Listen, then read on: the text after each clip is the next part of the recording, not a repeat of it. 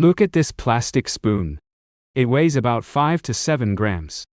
Completely ordinary. The kind you'd get with your takeout coffee, use once, and throw away without a second thought. Now, imagine this entire spoon inside your brain. Not as a metaphor. Not as some abstract concept. Right now, inside your skull, there could be the equivalent of an entire plastic spoon's worth of plastic particles, if the levels seen in recent brain samples become the new normal. Tiny shards of polyethylene, polystyrene, PVC, accumulating in your brain tissue, in your neurons, in the very cells that make you, you. And according to the latest bombshell study from 2025, published in one of the world's most prestigious medical journals, the concentration of plastic in normal human brains today is 50% higher than it was just 8 years ago. Let that sink in. In less than a decade, the amount of plastic infiltrating the most protected organ in your body has increased by half. But here's where it gets truly terrifying.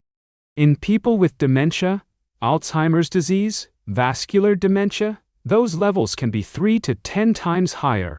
We're talking about plastic concentrations so extreme that scientists had to double-check their instruments because they couldn't believe what they were seeing.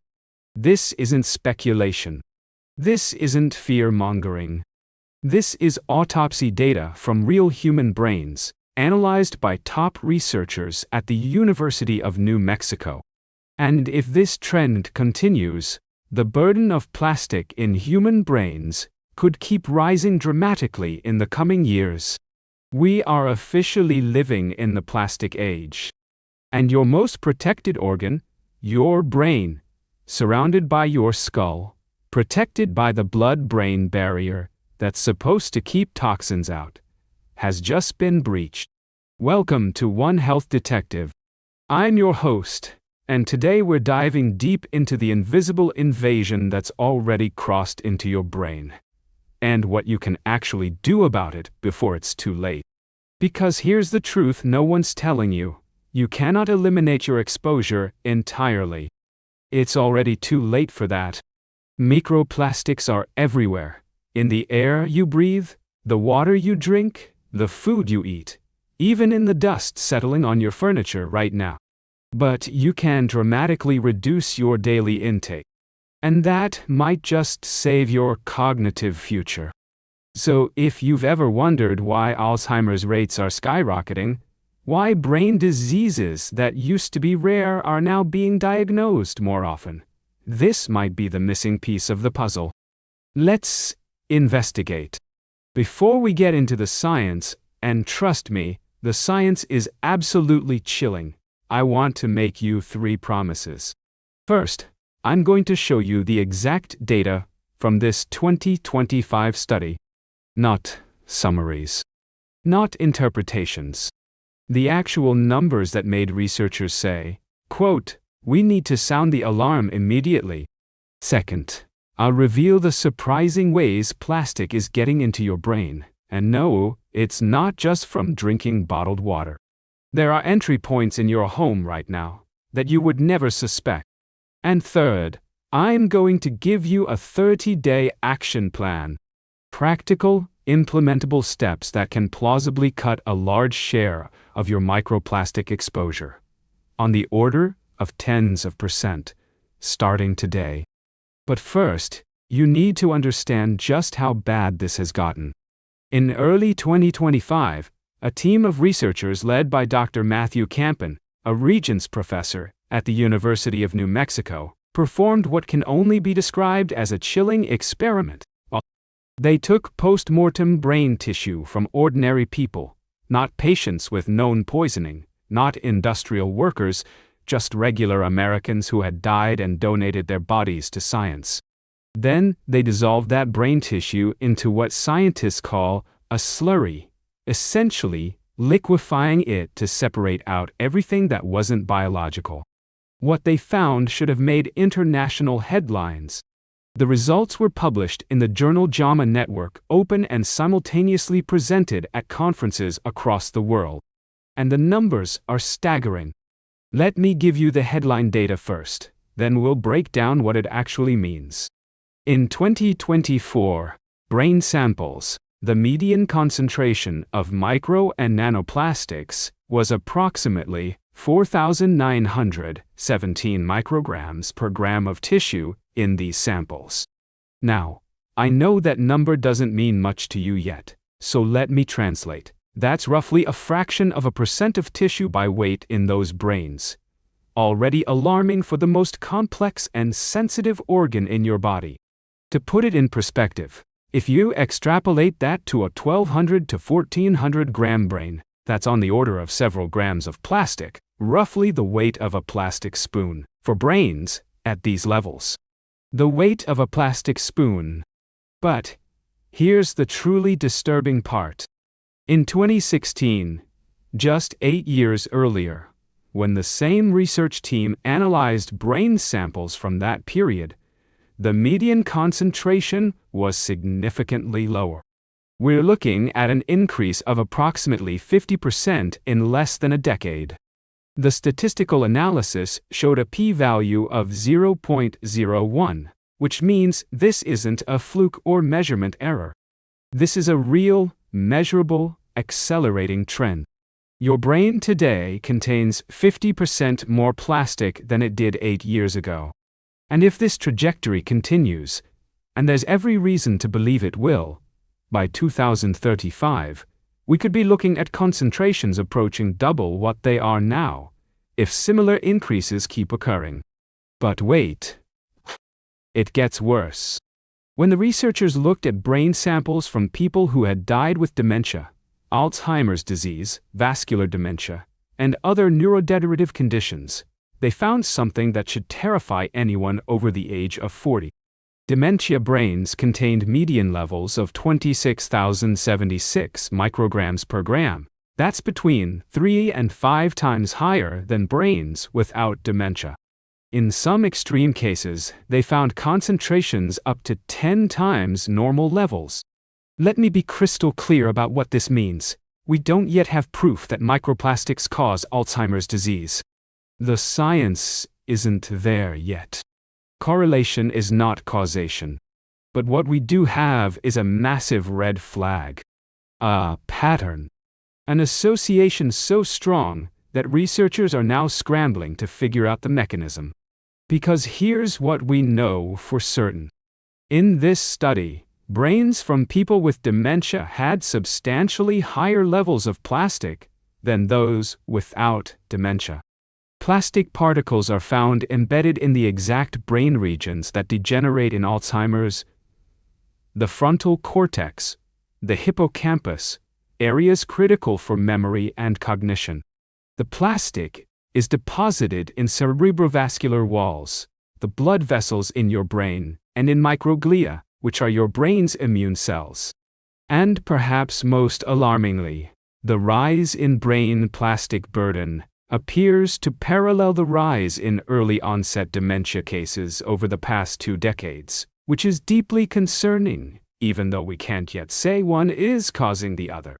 Now, let me tell you what types of plastic we're talking about, because this matters. The number one culprit? Polyethylene, PET. That's the plastic used in bottles, bags, packaging. The most common plastic on Earth. It's everywhere, and it's now everywhere in your brain. Second place goes to polystyrene, styrofoam cups, takeout containers, packing materials. And third? PVC, polyvinyl chloride. Pipes, credit cards, some food packaging. These aren't exotic chemicals. These are the plastics you interact with every single day. But here's what makes this especially insidious. These aren't large pieces. We're not talking about plastic fragments you could see with your naked eye. We're talking about nanoscale shards, particles so small that thousands of them could fit on the head of a pin. Particles small enough to slip through biological barriers that are supposed to protect you. Small enough to enter individual cells. Small enough to potentially interact with your DNA. And one more critical finding from this study that I need to mention. The researchers also analyzed liver and kidney tissue from the same individuals. These are your body's detox organs. The liver filters your blood, the kidneys clean your system. You'd expect these organs to have the highest levels of plastic, right? Wrong. In this dataset, the brain samples contained many times more microplastics than the liver or kidneys, in some cases on the order of 1 to 2 orders of magnitude higher. Your brain isn't just being exposed to plastic. It's actively accumulating it, concentrating it. And unlike your liver, which has some ability to process and eliminate toxins, your brain has almost no mechanism to clear out these particles once they're inside. So the question becomes, how the hell is plastic getting into the most protected organ in your body? And more importantly, what is it doing once it's there? Now, before we answer those questions, I need you to understand something crucial about how unprecedented this situation is.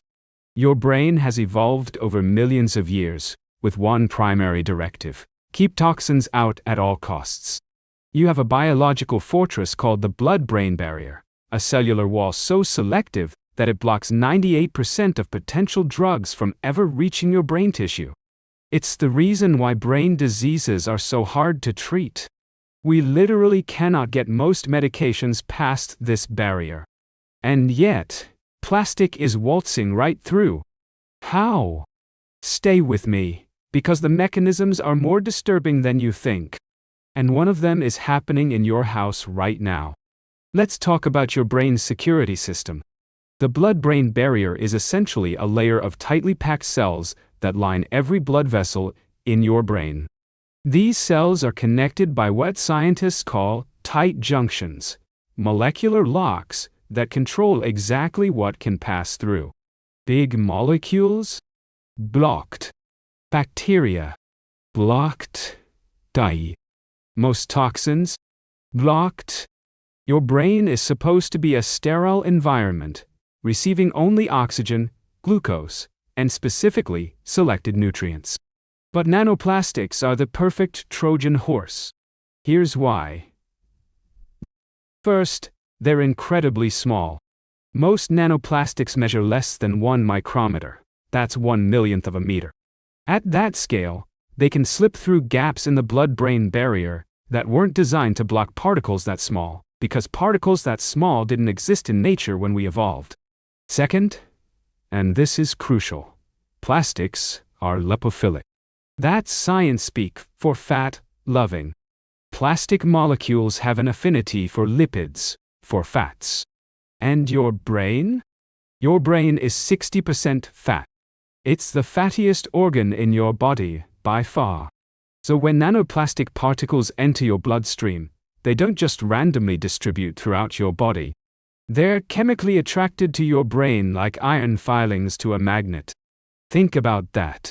The very substance that makes your brain function, the myelin sheaths that insulate your neurons, the phospholipid membranes that form every brain cell, acts as a homing beacon for plastic pollution. Visual: nanoplastics binding to lipid molecules and accumulating in brain tissue. But the blood-brain barrier breach isn't even the scariest entry route. Recent research from 2025 and 2026 has identified another pathway that completely bypasses your bloodstream: the olfactory route. When you inhale microscopic plastic particles, and trust me, you do this constantly, some of those particles land on the olfactory mucosa inside your nose. From there, they can be transported directly along the olfactory nerve, which connects your nose to the olfactory bulb in your brain. This can act like a direct highway from the air around you into your central nervous system. There's much less of a barrier here, so some particles may travel from your nose straight into your brain. And before you think, well, I don't inhale that much plastic, let me paint you a picture. See these dust motes floating in the sunlight? In most modern homes, a substantial share of modern household dust, in some studies, a large fraction, is composed of synthetic fibers and microplastic fragments, primarily from synthetic textile. Every time you sit down on your polyester couch, you release a cloud of microfibers. Every time you walk across your carpet, every time you shake out your bedsheets, every time your clothes rub against each other as you move, you're creating a plastic fog that you then breathe directly into your respiratory system. And some of it, we now know, ends up in your brain. But there's a third mechanism that researchers discovered recently, and it's particularly relevant to the dementia connection. Impaired blood-brain barrier integrity. As you age, and especially if you develop conditions like hypertension, diabetes, or early neurodegenerative changes, your blood-brain barrier starts to break down. The tight junctions weaken. The cellular wall becomes leaky. Studies from 2025 showed that in mouse models of Alzheimer's disease, the expression of key tight junction proteins, specifically occludin and ZO1, is significantly reduced. That means larger particles can get through. So here's the vicious cycle. The very brain diseases that we're seeing associated with high plastic levels also make the blood-brain barrier more permeable to plastic. It's a feedback loop. More plastic may damage the barrier, which lets in more plastic, which causes more damage, which lets in even more plastic. And once plastic particles are inside your brain, they don't leave easily. Unlike your liver, which has robust detoxification systems, or your kidneys, which can filter and excrete waste, your brain has limited clearance mechanisms. The research shows that plastic particles are taken up by astrocytes, the support cells in your brain, at a rate 4 to 6 times higher than neurons. These cells essentially try to eat the plastic particles through a process called phagocytosis, trying to clear them out. But here's the problem: they can't digest plastic. It's not organic. It's not biodegradable. So the plastic just sits there, accumulating, year after year after year. And now we need to talk about what it's doing once it's there. So we've established how plastic gets into your brain. Now comes the truly disturbing part. Because it's not just sitting there inert, like a speck of dust. This plastic is active. It's interacting with your cells. It's triggering inflammatory cascades. And, in some cases, it may be directly contributing to the diseases we're seeing. The mechanisms are complex, but I'm going to break them down in a way that makes sense. Because once you understand what's happening at the cellular level, you'll understand why this is such an urgent crisis. Let's look at the damage. Here's what lab and animal studies suggest may happen when nanoplastic particles lodge themselves in brain tissue. Mechanism H. 1. Chronic neuroinflammation. Your brain has its own immune system, primarily carried out by cells called microglia. When these cells detect foreign material, like plastic shards, they activate and try to destroy it. But there's a problem. You can't kill a polymer. You can't digest plastic. It's chemically inert to biological processes. So what happens? Your microglia go into overdrive. They continuously release inflammatory cytokines, molecular signals that cause inflammation, trying again and again to eliminate something they can never eliminate. This is called chronic neuroinflammation, and it's one of the hallmark features of Alzheimer's disease, Parkinson's disease, and virtually every other neurodegenerative condition. Recent studies in cell and animal models from 2025 and 2026 have shown that polystyrene nanoplastics specifically trigger the release of pro-inflammatory molecules, including IL-1β, IL-6, and TNF-alpha. These aren't just abstract chemical names. These are the exact same inflammatory markers that are elevated in Alzheimer's patients. The plastic is essentially creating a constant state of low-grade inflammation in your brain. And inflammation is neurotoxic. Over time, chronic inflammation destroys neurons, damages synapses, and impairs cognitive function. Mechanism #2. Oxidative stress and mitochondrial damage. Your brain cells are incredibly energy hungry. Neurons consume enormous amounts of ATP, the cellular energy currency, to maintain their functions. That energy is produced by mitochondria, the powerhouses of your cells. Nanoplastics have been shown to directly interfere with mitochondrial function.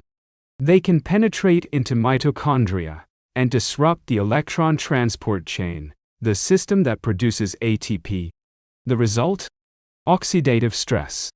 When mitochondria are damaged, they produce excessive reactive oxygen species, free radicals that damage DNA, proteins, and lipid membranes. Your cells have antioxidant defenses, but when plastic particles are constantly present, those defenses get overwhelmed. Studies on mice exposed to polystyrene nanoplastics showed significant increases in oxidative stress markers in the hippocampus, the brain region critical for memory formation. And what did those mice exhibit?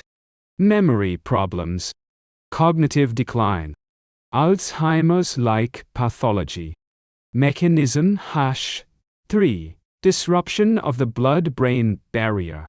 Remember how I mentioned that plastic crosses the blood-brain barrier? Well, it also damages it in the process. Research shows that nanoplastics can downregulate the expression of tight junction proteins. Translation: they literally weaken the structural integrity of your brain's protective barrier. Once that barrier is compromised, other toxins that would normally be blocked can now enter your brain more easily. So plastic doesn't just cause direct damage, it also makes your brain more vulnerable to every other environmental toxin you're exposed to. Mechanism #4. Protein aggregation. Now this is where the Alzheimer's connection gets really interesting. Some recent studies have reported plastic-like particles associated with amyloid plaques, the characteristic protein clumps found in Alzheimer's brains, raising the possibility that plastic particles might act as nucleation sites, seed crystals that promote plaque formation. But this is still a hypothesis. One particularly disturbing study examined cerebrospinal fluid from Alzheimer's patients and found that levels of polyethylene and PVC correlated with lower levels of ABA42, a key biomarker of Alzheimer's, and faster decline on cognitive tests. The hypothesis: plastic particles may be binding to amyloid proteins, changing their structure, and promoting the formation of the toxic aggregates that destroy neurons. We don't have definitive proof yet, but the circumstantial evidence is piling up fast. And remember, in this dataset, dementia brains had 3 to 10 times more plastic than brains without dementia. Is that a coincidence? Maybe. But I wouldn't bet my cognitive future on it. Mechanism #5. Endocrine disruption. This is the 2026 update that came out just recently, and it's particularly concerning for younger people. Research published in the journal Small in February 2026 showed that nanoplastics can infiltrate the neurons of the hypothalamus, the brain region that regulates hormones, including those that control fertility, metabolism, and stress response. In these experimental models, the particles don't just sit there. They can interfere with hormone receptor signaling in neurons, raising concerns that chronic brain plastic exposure might be one more factor in broader fertility and hormonal trends. So it's not just about cognitive decline later in life. We're potentially talking about impacts on reproduction, development, and hormonal health, starting in young adulthood or even earlier. At this point, you might be thinking, okay, this is terrifying. But surely I can avoid this if I'm just careful about what I consume, right? I wish that were true. But here's the reality. Unless you're living in a hermetically sealed bubble, you are being exposed to microplastics constantly, from sources you would never suspect. Let me show you just how deep this contamination goes. Because understanding your exposure routes is the first step to reducing them. Let's go through your house, room by room, and identify the primary sources of microplastic exposure. The kitchen, ground zero. Plastic cutting boards. Every time you slice vegetables or cut meat on a plastic cutting board, you're shaving off microscopic particles.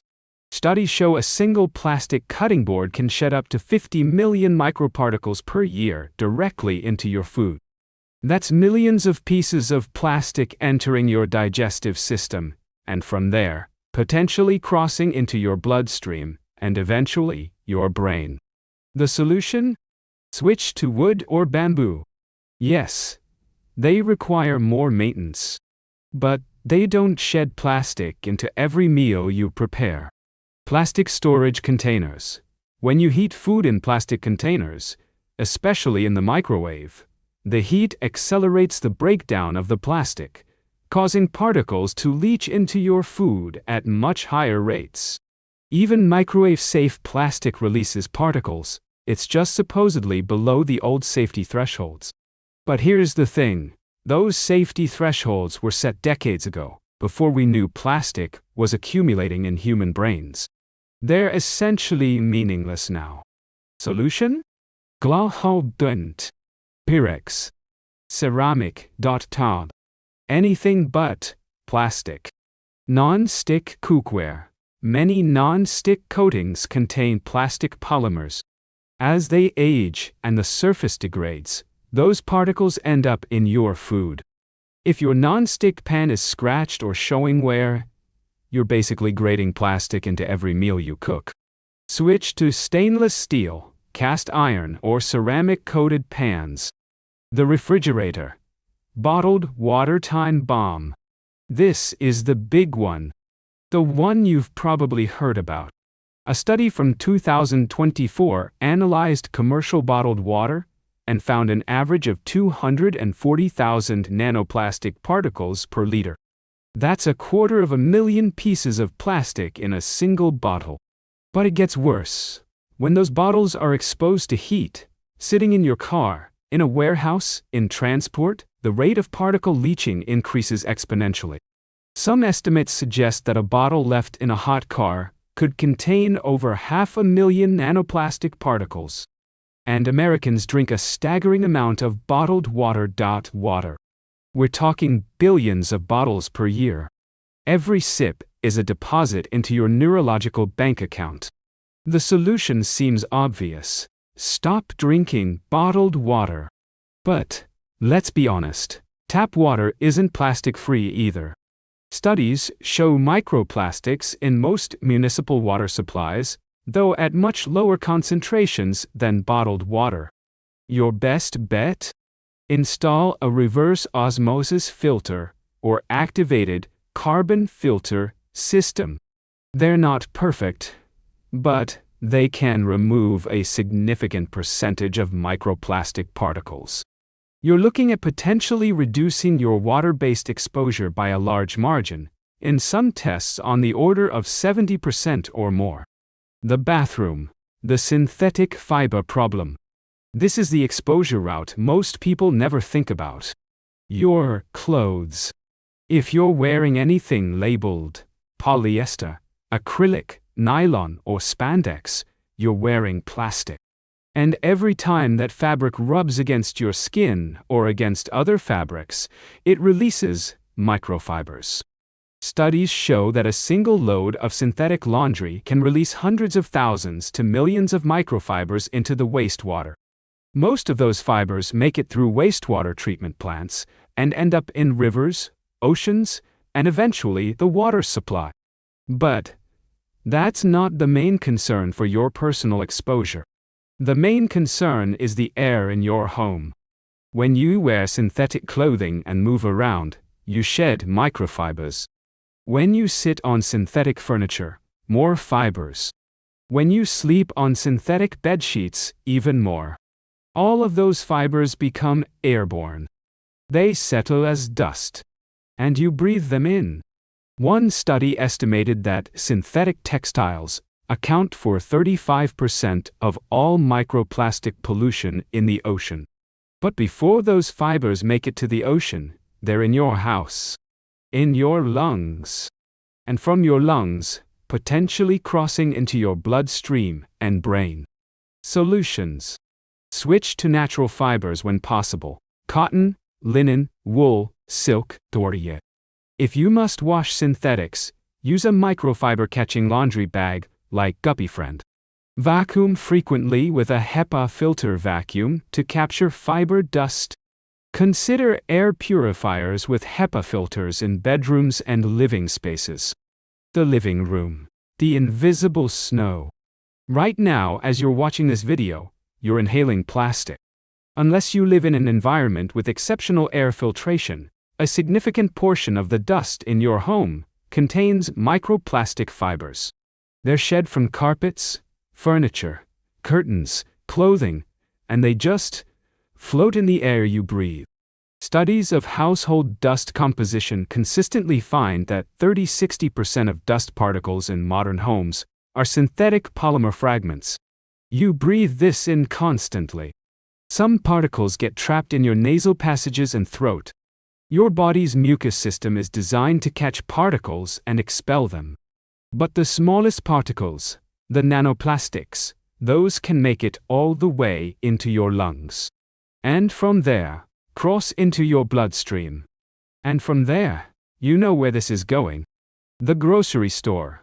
Seafood and processed foods. Microplastics have been found in every level of the marine food chain. Plankton eat them. Small fish eat the plankton.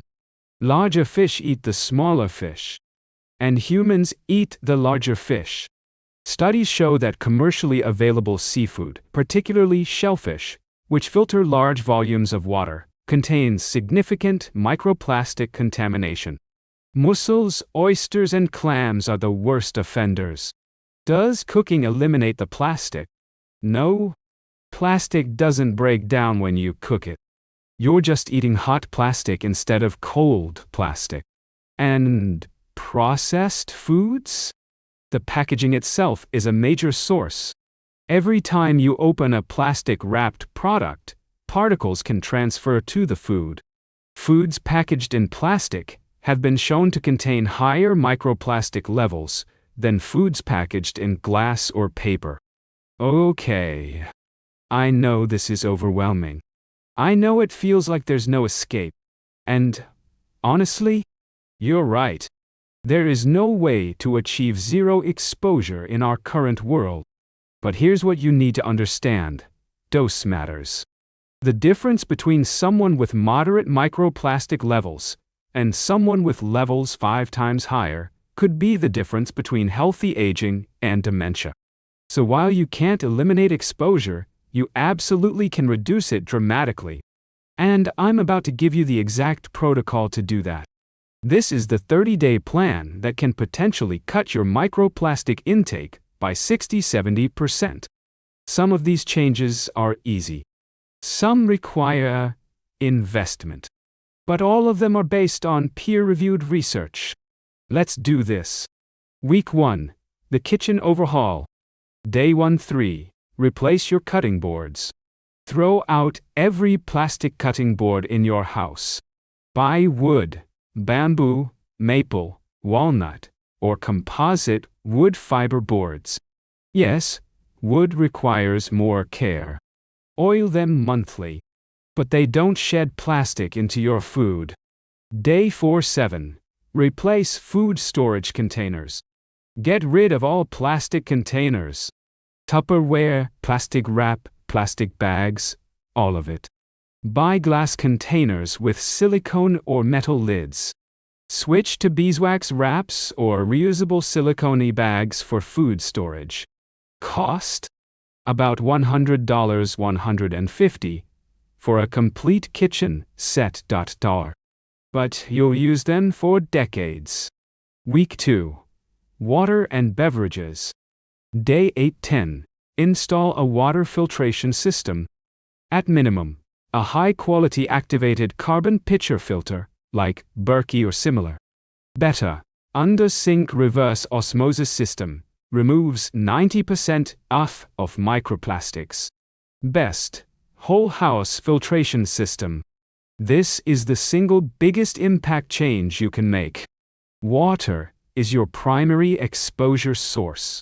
Day 1114. Eliminate bottled water completely.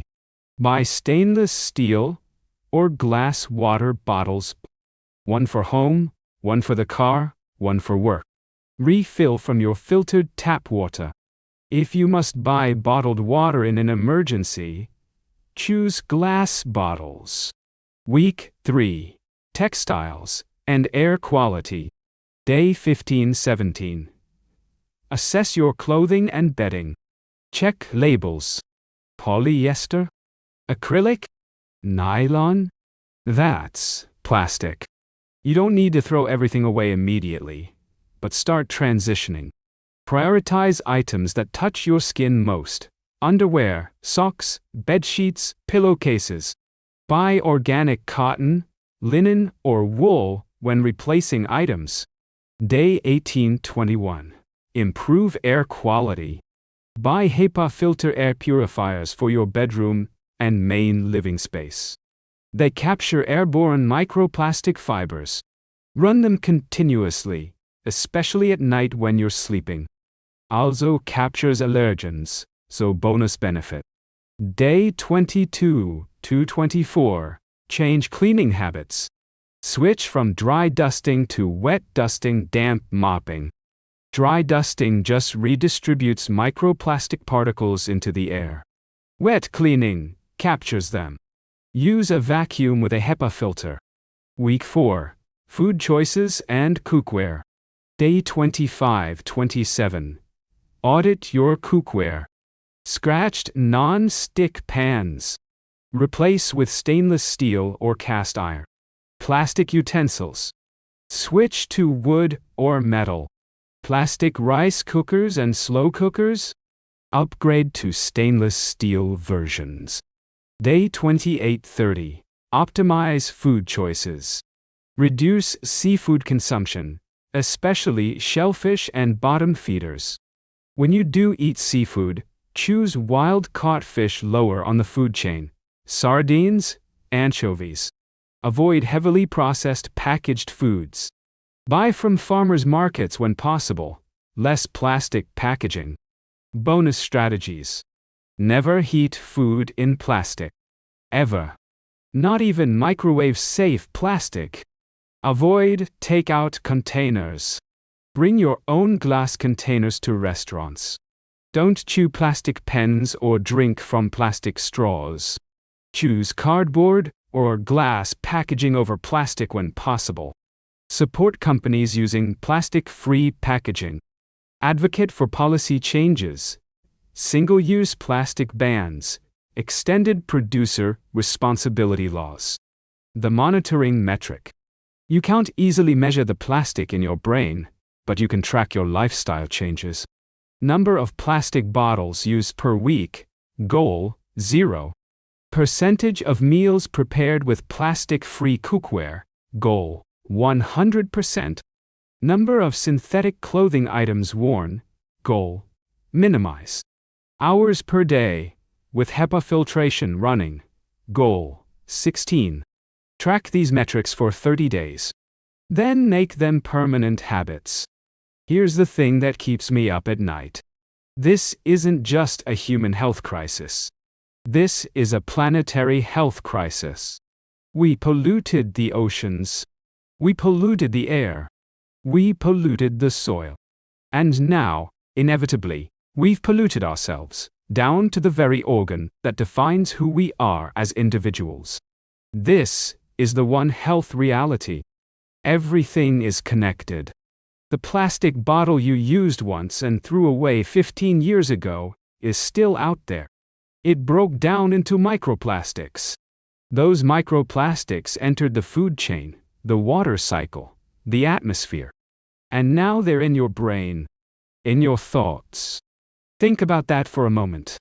The very substrate of consciousness, your neurons, your synapses, The electrical and chemical signals that create your memories, your personality, your sense of self, is now contaminated with synthetic polymers that didn't exist 100 years ago.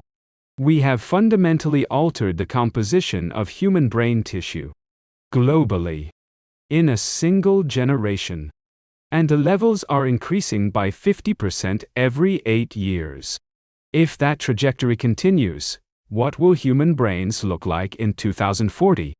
2050? What cognitive abilities might we be losing without even realizing it? What diseases might become epidemic?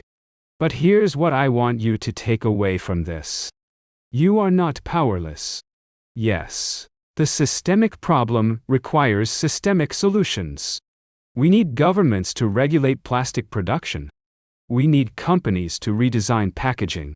We need waste management infrastructure to improve. But you don't have to wait for those changes to protect yourself.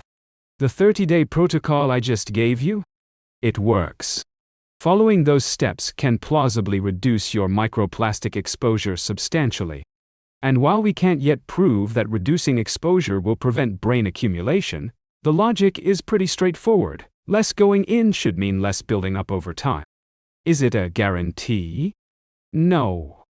But it's the best defense we have right now. And here's the other thing. Every change you make sends a market signal. When you stop buying bottled water, when you choose products with minimal packaging, when you switch to natural fibers, companies notice. Demand shifts.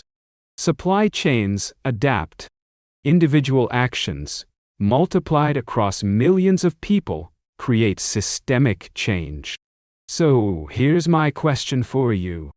Will you take the 30-day challenge? Will you commit to reducing your microplastic exposure starting today? Will you replace just one plastic item in your kitchen this week? Because here's the truth. Your brain's future depends on the choices you make right now. Not next year. Not after the government regulates plastics. Right now.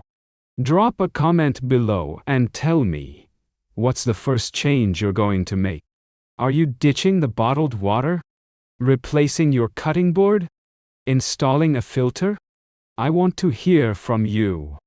And if this information was valuable, if it scared you in a productive way that makes you want to take action, share this video with someone who needs to hear it. Send it to your parents, your friends, anyone you care about. Because the more people who understand this issue, the faster we can create the demand for real solutions. Next episode, Your Cat's Parasite is Rewiring Human Brains, the 2026 Toxoplasma Update. We're going deep on another invisible threat that's probably already in your system. Zion, Tuan, and Bedia, Shensti. Hit the bell. Join the investigation. Because your backyard isn't the only crime scene. Your kitchen is too. Your bathroom. Your entire house. But now you know. And knowledge is the first step to protection. This is One Health Detective. Stay vigilant. Stay informed. And for the sake of your brain, stop using plastic.